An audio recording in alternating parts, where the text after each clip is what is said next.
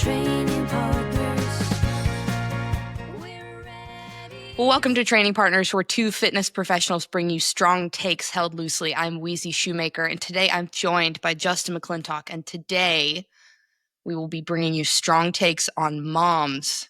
How are they made? What do we like about them? Let's get into it. The first time I cried, and I really felt it. Love it. So I think it's important to preface this episode with saying we are not medical professionals. This is not medical advice. This should not be mistaken for one-on-one coach-client or even doctor-patient information. This is meant to be helpful and not the gospel truth. Yeah, 100%. Almost anything. I mean, in general, if you're listening to a podcast and taking advice from it, you should probably ask 3 more questions. And the correct answer is probably start with, well, it depends, and then finding more about your Right. situation. But we're gonna try and get pretty close. Right. Tangent is that I feel that if a practitioner does not have an it depends in their vocabulary, I'm out. Agree. It depends. I don't know. Let me do some more research on that. If there, Right. I think we touched on this some other episode, which might be before or after this, depending on how we release these things. But the coach, trainer, medical professional who always has the answer for everything should be approached with deep suspicion. Deep. All of that said, I think between the two of us, we're pretty decently credentialed and qualified to speak about the motherhood transition, which what I mean by that is what is happening preconception, post-conception, through pregnancy, and then in the postpartum period, both immediate and perpetual, because postpartum is forever. You're always postpartum. Once you're postpartum, you're always postpartum. That's correct. And so a little bit about me for people who might not know this is that I went through the BirthFit training. This must have been almost a decade ago. That was one of the first things that I did when I started in fitness. And personally am a mom of 2, a 6-year-old and a 2-year-old. So somewhat qualified to speak on this and have worked with moms in some capacity for something like 8,500 hours. So like a lot. Yeah, legit. I have personally taken multiple moms through multiple pregnancies now. Like they've been my client, gotten pregnant, gone through the entire pregnancy, gotten pregnant again, gone through another pregnancy. Yep. Probably one of my favorite mentors is a pelvic floor physical therapist. Learned an enormous amount from them. I am also married to an OBGYN. So I get to ask lots of questions and am frequently approached about 20% of the time when a friend from back in the day reaches out from nowhere. Like, all right, what do you want me to ask her? What's going on? It's nice to hear from you too. Just tell me what's going on. There is no question you can shock me with. Right. Let's get down to it. I do not have kids, but those are sort of my credentials. I think this is also a good time to mention that I don't really know where we're going, but I have found an excellent thing to lead with when talking about motherhood and motherhood transition is not being weird and trying to tiptoe around words that you might feel uncomfortable saying, or talking about anatomy, or asking questions about urination frequency, or all of these things that come into it. If you just put that on Front Street and act like it's normal because it's normal, that will get you several steps further in the conversation. That's right. Don't be like my family members who whistle twice to describe their vulva. Don't do that. Don't do that.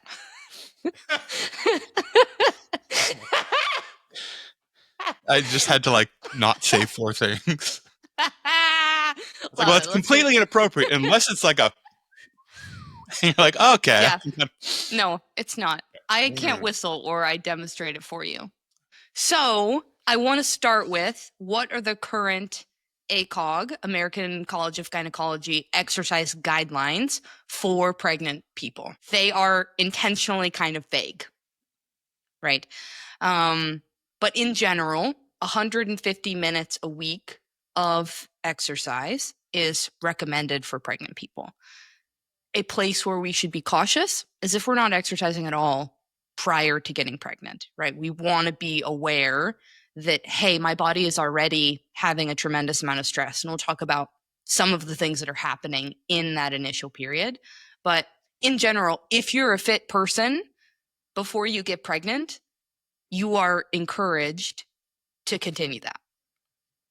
Some examples of exercises that have been extensively studied in pregnancy and found to be not just safe, but also beneficial: walking, cycling, aerobics, dancing, resistance training, stretching, and hydrotherapy and water aerobics, right?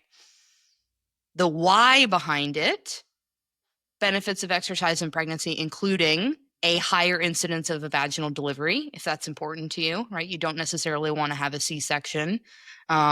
If that is important to you, some people really would prefer to do that, and that's great if that's your choice. And also, they have to cut through many layers of your body to get to baby.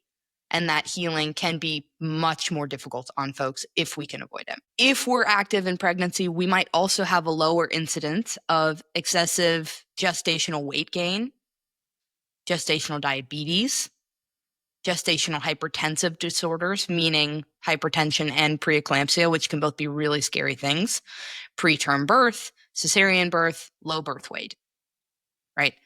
Big payoff for Huge. 150 minutes a week, right? We cut that back. That's 30 minutes 5 times a week, or that's 10 15-minute pieces. And recognizing that all of exercise counts as exercise. Right. I actually remember when, because I'm a little in this world, I remember when resistance training was added, and it was relatively recently. I think like 8 to 10 years ago, ACOG came out and officially said, especially if you've already been doing it, pregnant people should be weight training. Right. It is all benefit and no added risk as opposed from the risks that you would just normally have being a human being walking around in the world. Right. Like, it is basically all upside with all of the, as we said, it depends. Right. And I don't mean to derail us. I've had long conversations about what exercises pregnant people should and shouldn't be doing. Right. And the shouldn't list is very, very small. Very small. And we're going to get into that on this as well. But this is just to tell you, if you're somebody listening to this and feel scared to exercise in pregnancy, calm that. You can. You absolutely can. And it's very much to your and your baby's benefit. Can and should. Right. I'll share a little bit about my journey to give people maybe who are feeling more anxiety about this some peace about it. But I had many miscarriages, 7 in total. And they were not all before my children were born. They were in between. Our family's complete now. We're very, very happy to have 2 and no more ever for as long as we live. But I, because of that, had a lot of anxiety about doing things that could potentially harm the baby that I was carrying. And so there were some things that I opted to cut out that could have been deemed safe, but that I did not feel okay with. And if you're in a situation where a coach is telling you, just get over it, do that thing, we would encourage you to find a new coach or a new program. Yeah, completely agree. And there's a big line between, I very much want to do this group class or practice this modality. Is there a way to safely do it? Right. Versus, we've actually crossed the line where I now find this more scary than I do rewarding. Right. Is there anything else I can do that will work here? And the answer is, of course. Right. Have you considered all of the rest of exercise and fitness? Almost the other 100,000 movements that will probably fill in this gap. Right. And finding guidance that meets you where you are, whether that's a one-on-one coach, whether that is a template that's written for specifically prenatal and postpartum. Even, stuff like Peloton has specific programming categorized by stage of pregnancy. If you're somebody who's in that space, there are lots of options for you. Yeah, 100%. One of the big reasons that I delved so deeply into this line of wanting to train is because of the experience I had in the gym that I was training in when I was pregnant with my oldest. I remember so vividly coming in one day. I was very, very, very pregnant, and I was doing my own version of the workout. It was a CrossFit gym. I think it had toes to bar and push press. Neither of those things felt good to me at that stage. I think I was like 35 weeks, like very, very pregnant. Yeah. You didn't love Very doing pregnant. toast to bar? What? Yeah. And the coach, who was not a full-time coach, he did something else and then also coached a couple of hours a week to pay for his membership, came over to ask me what I was doing. And I started to tell him, and I started to tell him why. And I remember like his eyes just glassing over, and he's left the building. He does not care at all. He was asking absolutely to be polite, not to learn anything. And that was the first time I started to feel kind of like disenfranchised with that particular brand of fitness, and that particular brand of coach. Yeah, and it's so disempowering when something like that happens. Right. Because like what you just told us, and I made like I'm still doing CrossFit deep in my third trimester and Right. showing up regularly, pushing intensity to whatever level you feel you can. I imagine that changes as you for many people it changes as it Right. goes on. And just subbing out some fairly niche, fairly high-end technical gymnastics movements is what I would put those. I know they're normal for CrossFitters, but Yeah. it's not a thing most people do, nor does it appear anywhere in the rest of your life. It's a niche gymnastics kind of thing. You don't do toast to bar when you're cooking? I can't think of another place where you toast to bar for anything. Maybe like I can't think of anything other than like trying to get on top of a bar, like turning yourself upside down. It can be a great core exercise. I prefer knees to elbow. That's a whole other CrossFit history lesson. But having someone just shut you down like that and not even be remotely interested and not wanting to learn how to work with a huge segment of the population. Right. Like, Yeah. Yeah. If you have an instance like that where you feel kind of unseen, dismissed, do you even care or no?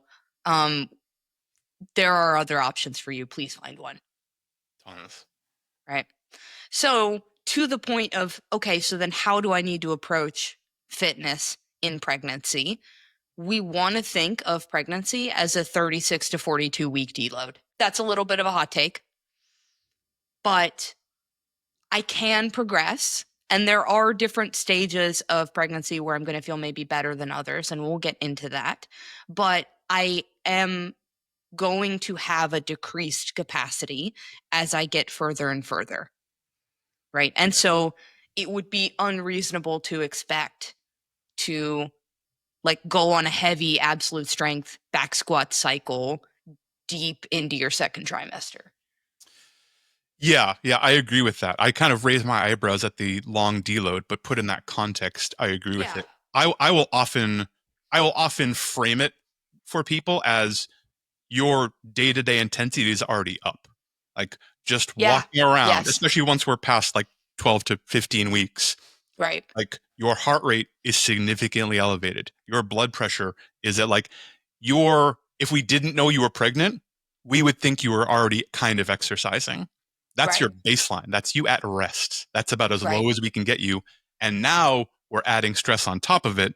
So we're not going to be able to go as hard because Right. you can't recover as hard because everything is elevated and your body is literally significantly changing every single day. That's right. And so things that might have felt super, super attainable, maybe even workout level prior, Yeah. feel like, wow, this feels like it's laying me out. For reference, my resting heart rate when I was pregnant with my youngest was 85. Yeah. Like, What is it? What do you know what it is now? It's still a little high, like between 68 and 72. But that's still 15 to 20 points lower. Yeah. Right. My Aura Ring, which at the time did not have any type of like pregnancy filter to it, they've since built it. Consistently was like, you're dying. Is everything all right? Well, Can you stop? Have you considered rest? Get out. Fuck off. you should sleep more. Cool. Right. Thanks, Aura Ring. Not drinking before bed could really help you. I'm like, "God, get railed. Get out. I'm pregnant. I'm not hungover. So some movement considerations that we might want to be aware of through the transition. In the first trimester, particularly, we might feel really sick, right? The big reason for that is that in the first trimester, not only are you growing baby and you're doing important things like growing a spine and a brain stem, right? We're also growing the placenta, that is the organ that will feed baby later in pregnancy. And that takes a tremendous amount of energy, and you might feel both sick and gassed. Yeah, and this is usually often referred to as morning sickness, though it can happen all throughout the day, or hyperemesis, or it can be lots of distress, lots of nausea, super low energy, etc. How do you do with clients, pregnant people in the first trimester when they have morning sickness but still ostensibly want to do workouts? So some things that we can consider there is that a lot of up and down movement can feel really triggering for that nausea response, as can things that are in like zone 3, zone 4. And so if it's a client who really enjoys CrossFit style stuff, we're maybe going to do some lower RPE, like bike sprints, not all out. Hey, I need you to be able to breathe in through your nose, out through your nose, to kind of give them that feel of intensity. But we're not moving up and down a whole bunch and triggering that nausea response. We also might need to pivot what time of day you're training, and that's going to be different person to person, right? Some people feel sicker in the afternoon. Some people feel sicker in the morning. Morning sickness is a wildly inaccurate term because it's totally different case by case. And so from my own personal experience, I felt really, really, really sick after about 1 p.m. every day. I had hyperemesis. And basically, when I started vomiting, that was going to be the rest of my day. Right. And I knew that. And so I had been in a habit of working out in the evening and had to switch that and had to drastically cut the intensity back. So thinking about, hey, okay, maybe I need to squat with tempo and maybe it's not a thruster, or maybe I'm using a machine where I don't have to move a whole lot to do the muscle work that I'd like to do. Yeah. Does that make sense? For sure. And I think that idea of having a plan that works pretty well, and especially that first, well, all throughout pregnancy, but someone who's having hyperemesis, morning sickness, is ill in that first trimester, if you're in a situation where you can easily swap what you're doing, adjust on the fly, it can be so much easier to stay consistent. I had a client who, with their first pregnancy, was terrifically sick, just all the time. Yeah. Had declared that she really, really, really wanted to work out through this pregnancy. It was important for a number of health reasons, including the baby's health. So we were doing, like 3 times a week. And if she was planning on still going to work, she had to come see me in the morning. And some days we squatted a bunch of weight and pushed things overhead and did some rotation work and moved up and down. And some days we sat on a bike upright, not even touching the handles, and just pedaled very slowly. And we had a 20-minute conversation. Yeah. The plan for that day might have been do a bunch of squatting and rotating. And she showed up and was like, no, I almost told you that I got stuck in traffic because I didn't want to come here. It's like, great, let's take it super easy. And it's not recognizing that that isn't super easy. Right. He was barely pedaling upright, having a conversation. That was an 8 out of 10 effort. Well, right. I think we've personally talked about this concept quite a bit, that like if all I have in the tank is 10% and I give that 10%, that's actually 100%. Yep, that's it. You're giving it all. So the mindset of that can be really tricky for folks, particularly if they're people who are used to training at a really high intensity. Yeah, completely. It's a whole mindset shift. Yeah. For that person who is go, go, go, likes a goal, wants a box to check, I will try to challenge them to think of pregnancy and birth as the training to race, period. Mhm. Right? Hey, I am training to do this incredibly athletic thing because birth itself, regardless of how we do it, is an incredible feat that is better approached when we're strong. Yeah, I have almost exactly the same conversation. Yeah. Like everything we've ever trained for just got dwarfed. We know something big is coming. This is our biggest priority. You can have other priorities. I'm totally down Right. for other priorities, but they're 2 through 10. Number one is get there as healthy and ready as we possibly can. Right. And also do whatever we can to prepare for postpartum. Yeah, exactly. Yeah. So the other consideration that we want to be aware of relatively early in pregnancy is relaxin, which gives us more joint laxity. And for people who don't know what that means, it means it's going to give you less stability, which is a very biological adaptation. Because let's say you were to fall down the stairs, we would want your body to fall in weird positions and bend in ways that it would not normally be meant to so that baby is protected. But that commonly makes you feel like, hey, I have less control of my body. Like I feel kind of like Gumby.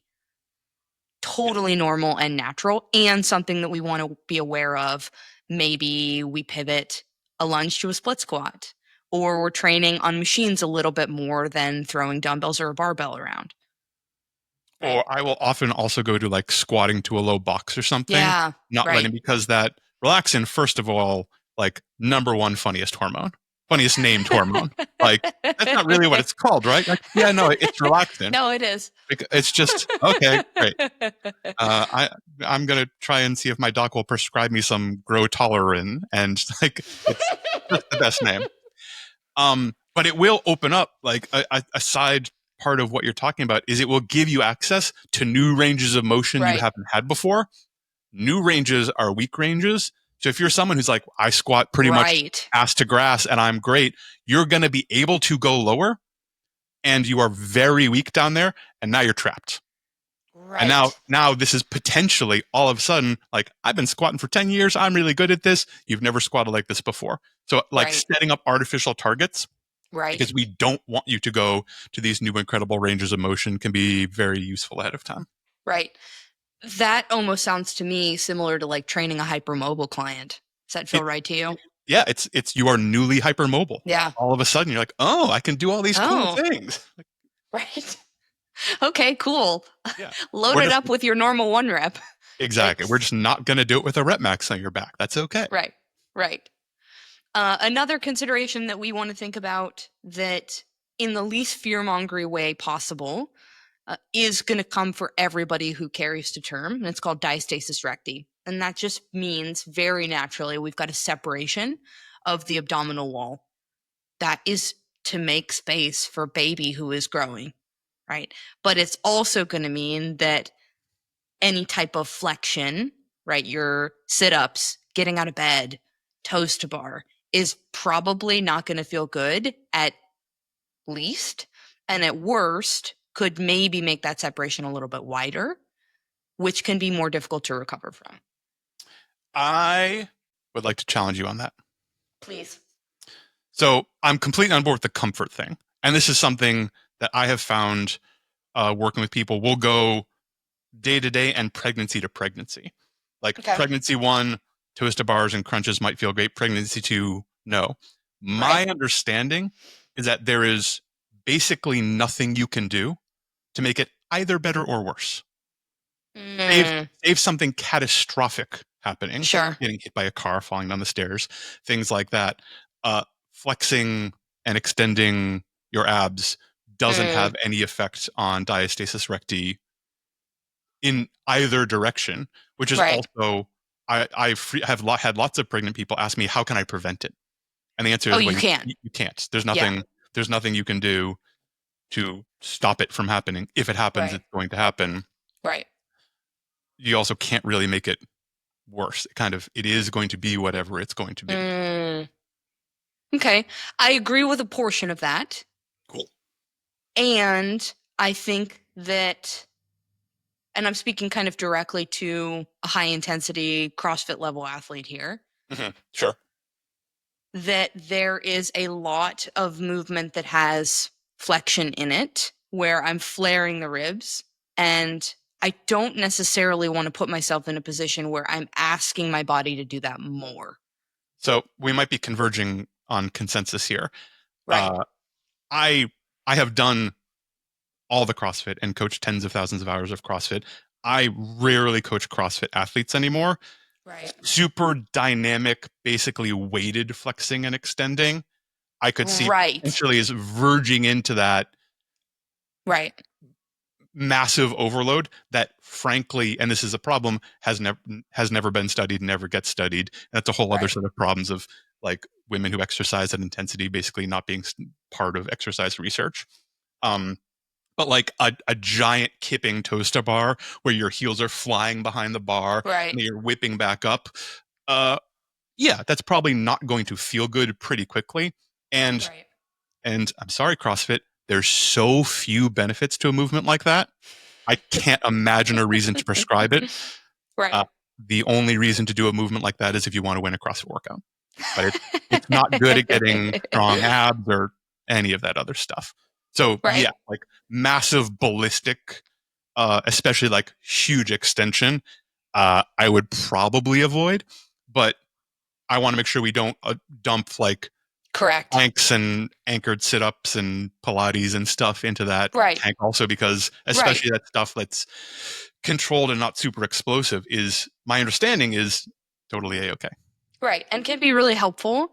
And there are some very strong opinions on coning, which is when we have a diastasis and we see the ridge come up in the middle. And I think we've probably both worked with enough pelvic floor PTs and clients at this point to agree that we want to still manage our intra-abdominal pressure while we're pregnant, right? I want to create a strong midline. And the distinction that I've been given from folks is that the difference between a soft cone and a hard cone is a very big distinction. Yeah, right. completely. So if it's soft, that's superficial to us, right? If it's a hard cone, meaning I can push on it and nothing really happens, it doesn't give. Yeah. That's probably a movement I want to ease off of. Right. Yeah, I then am creating more intra-abdominal pressure than my core is prepared to support. Yeah, you might actually have to like change your breathing patterns and change Right. the way you brace or don't brace for certain Right. movements and things like that. Right. On a side note, I'm a little disappointed we didn't just get in a big fight because I thought we were finally going to argue about planks. I was like, oh, are we going to argue about something? Sweet, let's bring it. Another time. Yes. Another time. I'm sure it's coming. I'm sure. We will find something we disagree on. Yeah. It might be Taylor Swift. No, you like her. Yeah. I can't. It would be such an artificial picking of a fight that I don't really believe in. Great.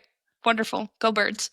Yeah. So another consideration that we want to be aware of later in pregnancy, like much later, like potentially second half of the third trimester, is that if we lie directly on our back, that can decrease blood flow to the uterus for some people. And so if we feel concerned about it, maybe just avoid that in the latter third try. Yeah, it also is often very uncomfortable. Yeah. And this is, at that point, you are deep into the realm where the act of getting on the ground and getting up off the ground can bring its own challenges and may or may not be worth it, depending on what kind of juice we're trying to squeeze.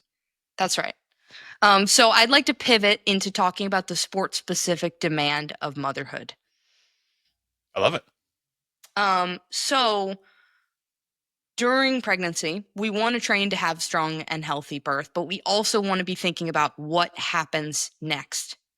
Because generally speaking, most women are going to be asked, unless it's a C-section or an epidural birth, you're going to be up and moving like 15 minutes after you give birth, and they're going to make you go pee and get up and walk around, right? For the women who carry to term, we've got some degree of diastasis, which means I've got a little bit of a lack of core stability. I also have been being pulled forward for 10 months with a weight vest entirely in the front of my body, probably have larger, heavier, sore breasts, right? And so my center of gravity is different. And I am just asked to get up and walk around. Why I bring that up is that baby has the same diastasis recti, which is a separation of the abdominal wall, which allows them to be in the womb in a teeny tiny pretzel shape, right? The difference is that 15 minutes after baby's born, they're not asked to go walk to the toilet and pee. They get to just hang out. Right. Get all wrapped up. Right. And so they get to go Lazy through babies. easy babies. They have a 9 to 16-month window to learn to walk and to balance, right? Not the 15 minutes that mom is thrust into. Hey, you have a wound the size of a dinner plate in your body and you just ejected a human. Could you go pee for me? Okay. So I bring that up because baby heals their diastasis through a functional progression of movement. And I use those words intentionally because Dr. Erica Boland, who is remarkable, she's out of Cooley Health in Wisconsin, created the functional progression for BirthFit that takes some of the same movements baby does to naturally heal and says, hey, if we apply those same principles to mom, she can heal too. Right? The first thing the baby's going to do is back lying and move around their arms and legs at a target, right? Mhm. That's effectively a dead bug. And then they're going to start to roll over into a pseudo clamshell shape, right? We can mimic that rolling. And then they're going to have tummy time and they're going to pick up their head and they're going to connect with their low back and they're going to look around and take their time there, right? We can do that as well. And then they're going to start to do things like crawl and high bear crawl. And they will be in a high bear or in a quadruped, meaning tabletop with knees up position. And they'll start to reach around at stuff, right? Those are all things that we can mimic in postpartum so that mom can heal that same tandem condition that baby has, right? A really beautiful way to do this while also bonding with baby is to just do what they're doing. Yeah, I love that. They're on the ground rolling around, get on the ground and roll around with them. Beautiful. Love it. You're healing in tandem. And I really like the idea of presenting it as a deliberate progression because that's what it is. It can be easy, especially for people who've been training and exercising, to kind of fall in this pit saying, well, I can't exercise because they don't feel comfortable running and doing box jumps Right. or squatting or attending a spin class or something. You say, no, like this is your exercise. You're going to lie on your back and connect to your breath and look at your heels and do all these things. And by the way, it's not going to be easy. I know it sounds like something now. It is, like we talked about earlier, like we're going to get you to a 7 or 8 out of 10 on the intensity scale, lying on your back trying to find your breath. Right. I'm glad you brought up breath because also something that happens while we're pregnant is that the diaphragm is pushed up. And so because there's baby in the way, and so it becomes really difficult to take a deep, full breath because there's a human there, right? And so it can take a lot of effort to learn to get the diaphragm to descend again and to reconnect with that deep belly breath. And it's essential, like so important for managing symptoms postpartum. Yeah, 100%. Your lung capacity is literally decreased for most people as they carry a kid because, just as we said, greedy, lazy babies getting in there, pushing your lungs up, squeezing it. So the reason you can't take a breath is because there's nowhere for your lungs to go. Right. You've been taking these half breaths and giving someone else oxygen a bunch of the time. Right. So relearning that skill takes a minute. It's not easy. Right. And that's without even factoring in, and I hate to bring it up because it's such a buzzword right now, but an anterior pelvic tilt, right? Glutes are tucked under, I'm leaned forward. I've turned off from the back of the body, that means it's probably going to be really difficult to breathe into the back of the body. Yeah, completely. And the best way to relearn that is to start on your back. Yeah, right. We've got something behind us that we can feel that we're breathing into. Beautiful. And then like anything else, we progress it, right? Yeah. That's the progression in that stage. Can I breathe well lying on my back? Excellent. What about on my side? Excellent. What about in quadruped? What about in quadruped knees up? What about in a wall sit? Slow, steady reconnection. And this is often stuff people can do kind of every day. Yeah. Depending on schedule and availability and things like that. But I have found that for many people, it's more useful and it kind of fits in lives better if we have sessions like this 3 to 6 times a day, as opposed to doing 45 minutes of breath work at 6 a.m. Right. and then never again. Right. It doesn't always work with life, but sometimes Right. it's easier to do, well, I'm going to do 5 minutes before I take the kid out of the crib, and then Right. 5 minutes at lunch, and then 5 minutes just before dinner, and putting those times for your to regain that neurological, physiological connection. Right. Also, like, oh right, this is how I breathe. Oh right, this is what I do. Right. Because you're Right. busy and stressed and recovering. Right. So back to the sport-specific demand of motherhood. Carries. We are going to have a maybe 10-pound baby and a maybe 10 to 15-pound car seat to carry around, right? That is leaving the hospital with a body that is in some degree of disrepair with a 25-pound kettlebell forever, Mm-hmm. right? Well, and the kettlebell's going to weirdly get heavier and heavier. Right. Like That's right. every The hour. kettlebell's going to grow. We also are shifted forward. And so I'm likely, whether I feed the baby, however I choose to feed the baby, I'm going to spend time hunched forward. And it's going to be really helpful for me to do some things that strengthen the back of my body. Balance. I'm going to need to get into weird positions and maybe hang out there. I'm going to eventually need to run and jump. Probably, I'm not going to need to do that until the baby is doing that too. But like 2 weeks ago, Jack took off on family pictures and dove straight into a manure pile. Wouldn't it have been nice if I sprinted after him? Yeah. Sometimes I was going to say the running and jumping, whether or not it's something you want to do, it may be something you are suddenly called on to do. Right. There's a video that went viral. It must have been over a year ago now, but of a stroller rolling away from an SUV into traffic, and the person who was caretaking was physically unable to get up and chase after it, and somebody else saw what was happening and sprinted over and stopped the stroller. It would be nice to have the ability to do that if we needed to. Yes. And recognizing that running and jumping is really a collection of movements and skills Right. that we need to Right. build the progression to get there. It isn't, That's right. well, someday I'll be able to run. Okay, today's the day. It's Right. all of these things that many of which you've already been talking about put together. Right. And a sled push. Right. I'm probably in some capacity going to have a stroller. I probably at some point am going to have a hill. I need to be able to both push that and also resist the force of it pulling me down the hill. Yeah. So bring this up because a lot of these things, not necessarily jumping when we're really, really pregnant or sprinting when we're really, really pregnant, but these are things that we can be incorporating into training during pregnancy. Carries, single leg marches, breath work and down regulation skills, sled pushes and pulls. These are things that are likely to feel really good while you're pregnant that will train for the postpartum that you'd like to have.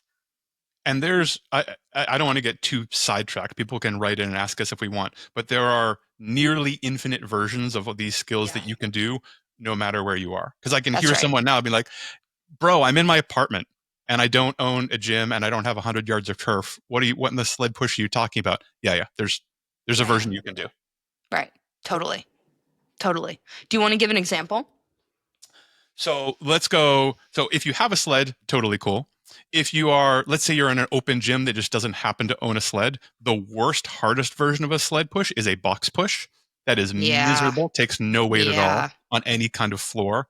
I like that you can also make them higher. I've ratchet strap boxes together so someone can push it like 40 inches high or something like that and go Yeah. across. I will absolutely push treadmills, meaning you're Mhm. standing on a motorized treadmill turned off. It's not the best thing for the motor. It's not the worst thing for the motor. I'm fine Sure. with it. Or you can do it against a wall. You can Right. absolutely lean into a wall and try and move the wall. You will hopefully be unsuccessful, but literally lean forward, weight pressing a wall, driving your knees upward. You get all of that rotation. You get all of that core work. You get all of that power. Is it Right. exactly like pushing a stroller uphill? No. Is it a pretty good analog to train for if that's your only option? Yeah. Right. Right.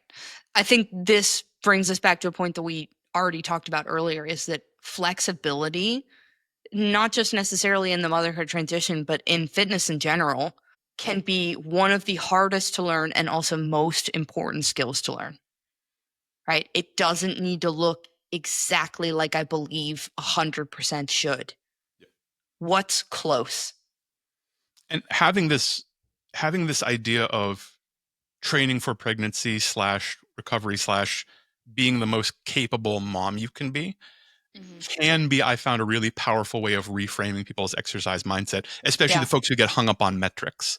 The folks who Right. are like, well, no, I want to deadlift 300, or I want to run a 7 minute mile, or I want to do these things or get this Right. time on a workout kind of thing. Now you can take 3 steps back and be like, yeah, that doesn't matter. Like it matters in a powerlifting meet, but deadlifting 275 or 300 is exactly the same thing in the real world. What are the collection of things we can put together to keep moving you forward and have you be Sure. healthy, functional, capable, feeling good, able to show up the way you want to show up, all of those things. And it might be deadlifting one day and walking backwards on a treadmill on one day and going for a walk with a weighted backpack that just has some books in it the next day. And Right. all of these might be the best expression of fitness you could possibly be doing. That's right. I think that's an important point. Thanks for sharing. I think it was Other your idea. thing. I think you It just just complimented means. yourself. Good job, Weezy. That was a really good, Thank you a for bringing really that good up. point. You got it, other Wheezy. So one other thing that I want to talk about that also can be a little bit of a hot take, and I want to be clear that I understand people have different degrees of support in their home life. In the postpartum period, you have a dinner plate sized wound in your body, right? Think of a dinner plate. It's as big as your face. There is a wound that big in your body from where the placenta detached. And we want to use that as a guide to returning to intensity. And I'm speaking directly to the people who consider themselves fire breathers and are just itching to get back to it. And almost to myself after my first birth, because I was itching to get back to it and I got back to it and I really paid for it in a not fun way. The bleeding that you experience postpartum, because everyone is going to have it, whether or not we have a C-section or a vaginal birth, because this was something I was not aware of prior to having my first. I had no idea. You don't have a period after you get pregnant because that period stays there and it gets cushier and cushier and cushier and thicker and more comfortable and hospitable for baby to grow there.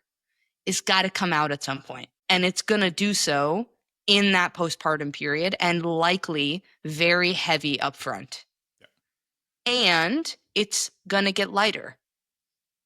If we notice that it gets lighter and then gets heavier, that is your body telling you, hey, too much, dial it back. Right. And so there's lots of different schools of thought on this. Different cultures around the world do this differently, but a period of rest where, hey, I'm not doing housework if I can avoid it. Somebody is bringing baby to me to care for.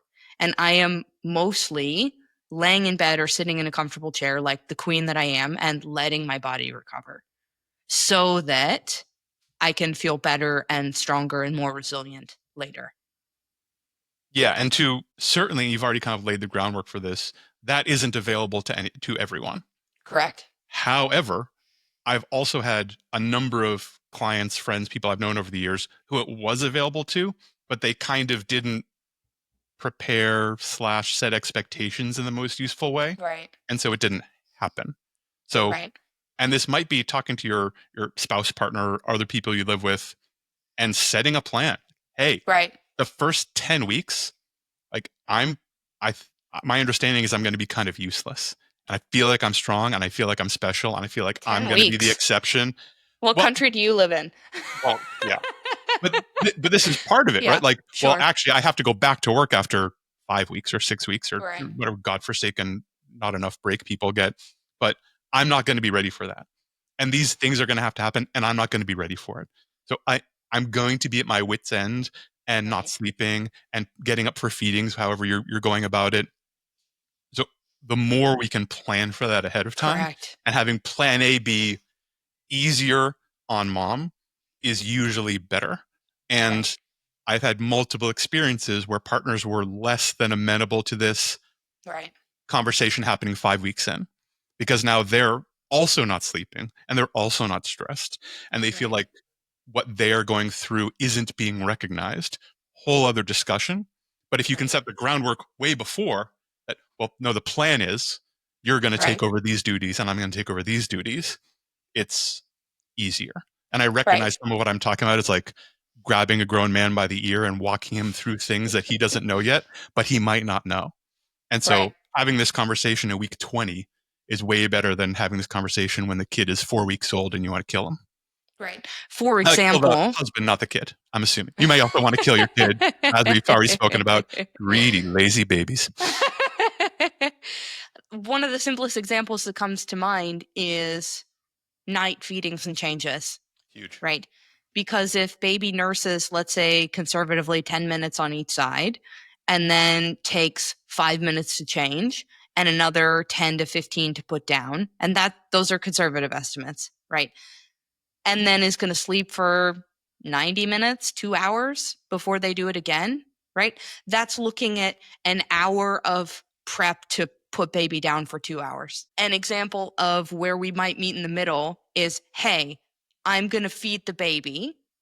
And then I would really appreciate it if you would change and put down the baby, right? You can keep sleeping while I'm feeding the baby. I will keep it dark and quiet, and baby will be happy to eat. Great. I'm speaking to somebody who's breastfeeding in that instance. If somebody is not breastfeeding and it's formula or donor milk, then a beautiful, beautiful thing that a partner can do is clean the parts.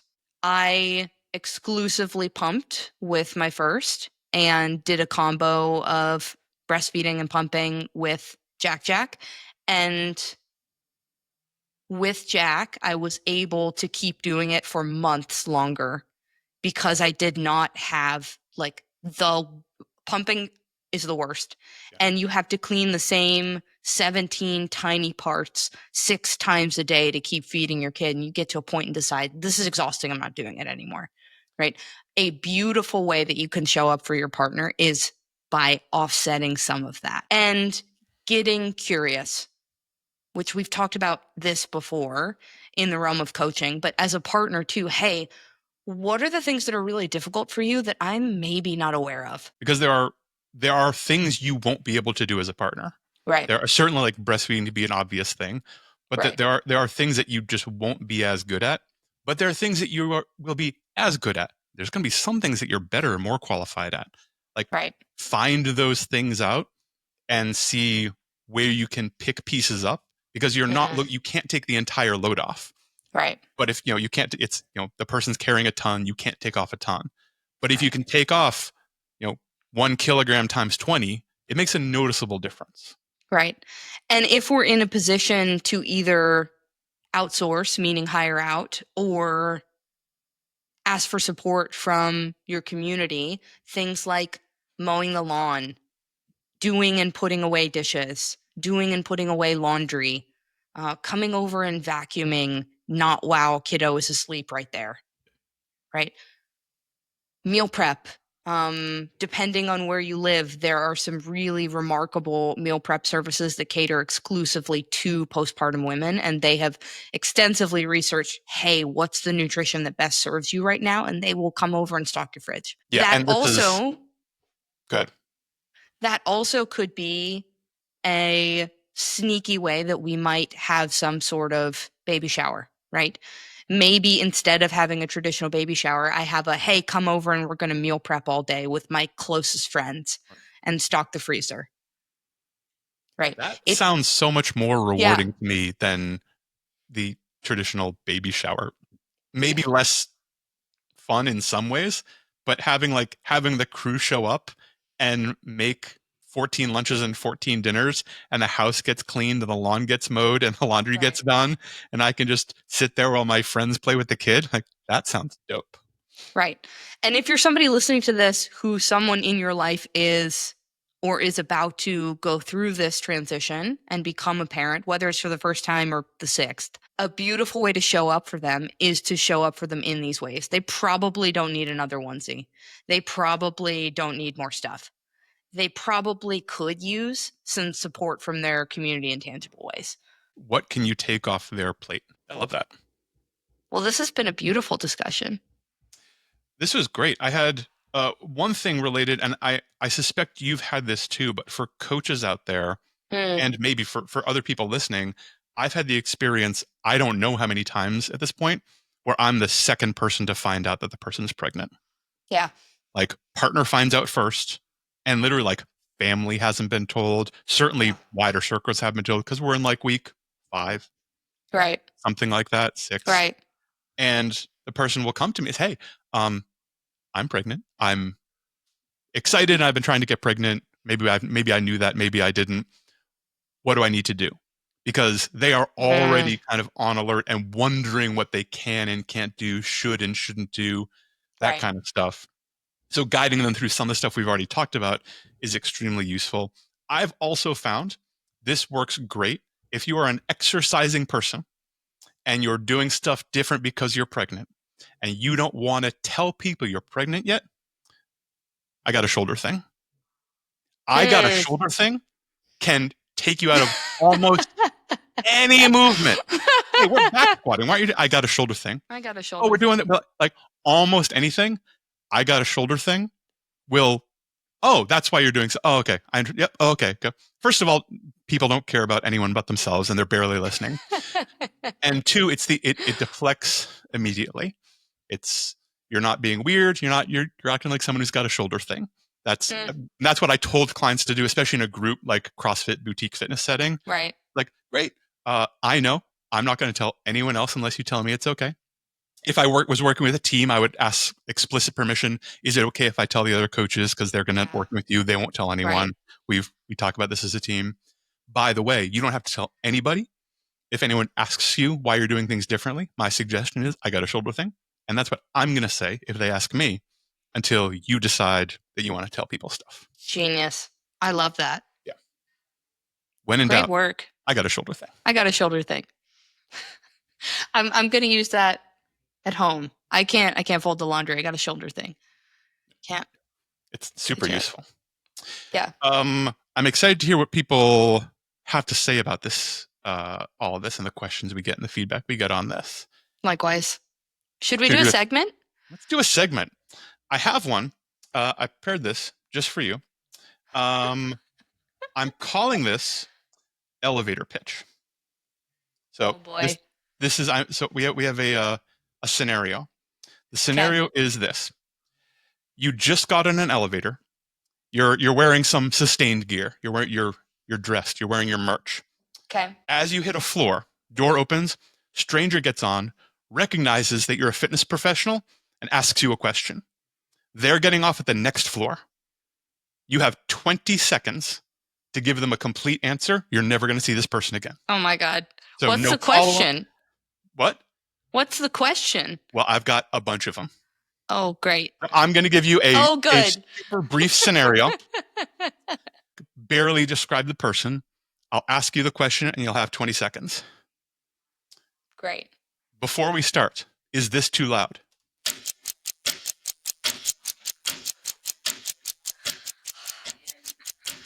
Oh my God. I already feel stressed. Okay. I prepared sound effects. All right. Floor 1. Overeager gym newbie wearing workout clothes. Hey, I do cardio for an hour every single day, but I don't feel like I look in shape. I don't feel like I feel in shape. What am I doing wrong? Have you considered moving your body with load, meaning picking up something heavy, putting it down, and doing a little more the next week? Pretty good. That's it. Question 2. Next floor. Let's do floor. Floor 2. Ding. Can I ask a clarifying question? Yeah. Am I trying to get them to contact me again? No. Oh, You're no. never going to see this person again. I'm never going to see them Give again. them the Great. best answer you have. The best answer I have. Okay. Mm-hmm. Floor 2. It's a scrawny teenager with a backpack. Okay. I want to get jacked for football season. It's 12 weeks away. What should I be doing? You should be taking creatine and you should be lifting at rep ranges of somewhere between 5 and 15 with increasing weights week to week. I think 20 seconds is too long, but we're going to stick with it. Floor 3. Middle-aged guy. He's moving kind of gingerly. Hey, I threw my back out last month, and now I'm really afraid to lift weights. What should I do? You should first look at all of the things in your life that are not related to the movement itself that could be causing you stress. Your sleep, how you fuel, how you speak to yourself, anything different at work. Look at what is causing you stress that could manifest as pain in your body. I like it. Next floor. I think we're on floor 4. Soccer mom carrying a yoga mat. Hey, I've been doing my workout DVD every single day for months, and all of a sudden I'm not seeing results anymore. What's wrong with me? Why do you think there's something that's wrong with you? Why wouldn't it be that the exact same routine that you've been doing is no longer progressing you? Are you willing to entertain the possibility that the tape is not challenging enough and that you are operating exactly as expected? Tired looking woman carrying a gym bag. I work with a trainer. Love my trainer. He has me doing 2-hour workouts 6 days a week. I am tired all the time. I should be taking more magnesium, right? No, you should be working with a different trainer who believes that the recovery is actually more important than the fitness itself, because the fitness is what breaks you down. And if you're not ever recovering, you're not ever actually getting better. We have a panicked groom-to-be.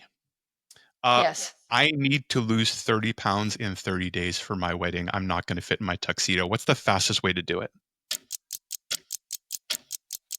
I hate this one. I would tell him I cannot ethically answer your question because that is unsafe to you. And I would encourage you to shop for a new size suit and start strength training in ways that give you sustainable progress. There it is. Mom gets on with her teenage son. My 14-year-old wants to start lifting weights, but I'm really worried it's going to stunt his growth. Should I let him? Within reasonable limits, absolutely. Does he not have to pick up things and put them in a grocery cart?